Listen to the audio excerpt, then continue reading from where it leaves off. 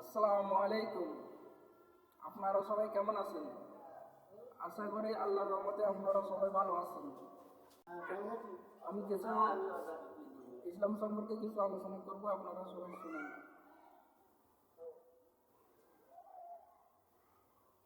নারী 60টি কাজ বিনা হিসেবে জান্নাত লাভ।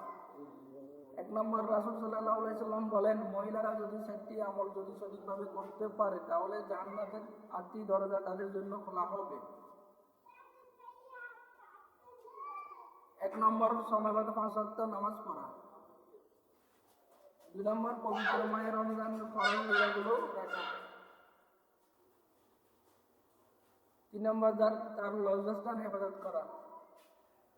4 নম্বর, স্বামী অনুগত করা। স্বামীকে যেভাবে সম্মানিত করা হয়েছে, 3 ব্যক্তির নামাজ কবুল হয় না। একজন হলো অবাধ্য স্ত্রী, যে স্বামীর ডাকে সাড়া দেয় না এবং স্বামীর রাগান্বিত অবস্থায় ঘুমায়।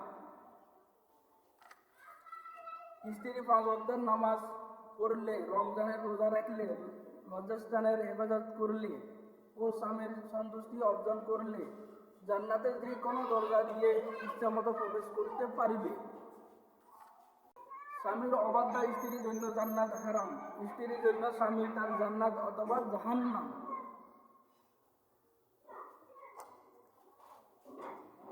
কোন স্ত্রী যদি স্বামীর অধিকার সম্পর্কে জানত তাহলে স্বামীর দুপুরের বা রাতের খাবার খেয়ে শেষ না করা পর্যন্ত স্বামীর পাশে দাঁড়িয়ে থাকত।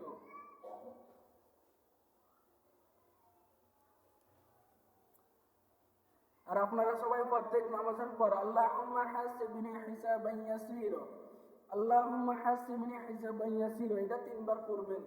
তাহলে হাসরের ময়দানে আপনাদের হিসাব সহজ করে দিবে। আল্লাহুম্মা হাসিবনি হিসাবান ইয়াসীরা। আর আপনারা সবাই আমার চ্যানেলটা সাপোর্ট দিয়ে পাশে থাকবেন আর সাবস্ক্রাইব করে দিবেন, ভুলবেন না।